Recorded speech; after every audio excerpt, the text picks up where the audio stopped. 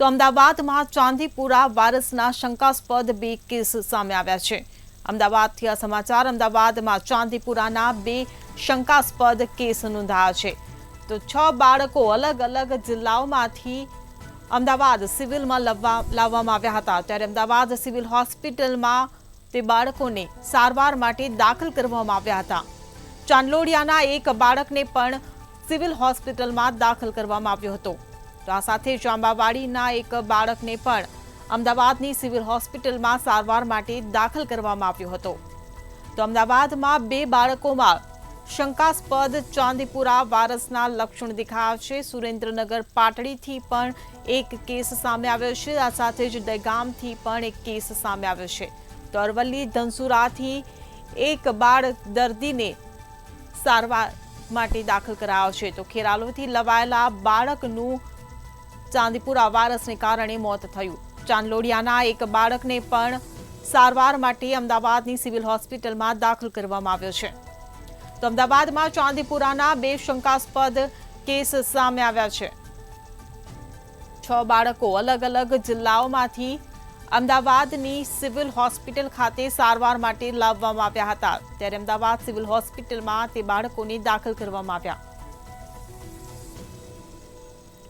સંવાદદાતા અનિતા પરમાર આપણી સાથે ફોન લાઈન પર જોડાઈ ગયા છે। જી અનિતા, ચાંદીપુરા વાયરસના કેસમાં સતત વધારો થઈ રહ્યો છે અને અમદાવાદમાં પણ 2 શંકાસ્પદ કેસ નોંધાયા છે। કેવી છે પરિસ્થિતિ તે બાળકોની?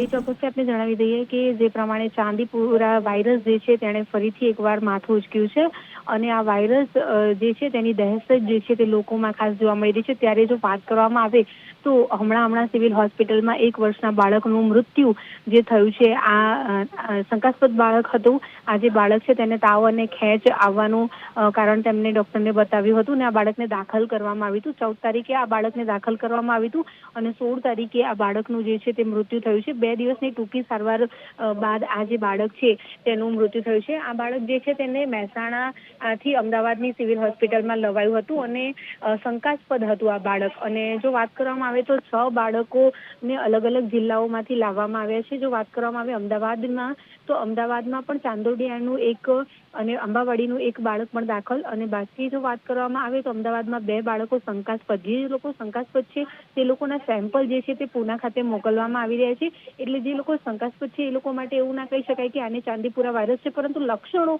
તેમાં ચાંદીપુરા વાયરસના બાળકોમાં જોવા મળી રહ્યા છે, જેમ કે તાવ આવવો, ખેંચ આવી, માથું દુખવું, ઊંચો તાવ આવવો અને ઉલટી થવી, આ બધા લક્ષણો થવા એ ચાંદીપુરાના લક્ષણો છે।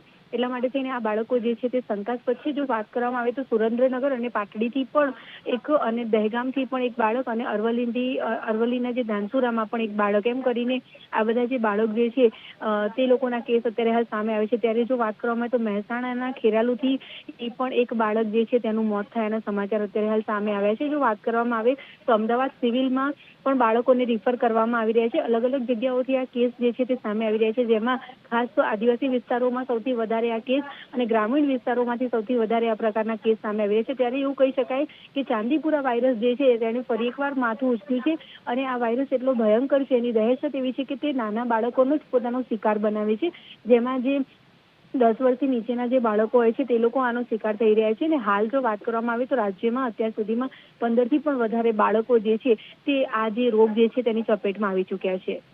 જી અનિતા, સમગ્ર માહિતી આપવા બદલ આભાર।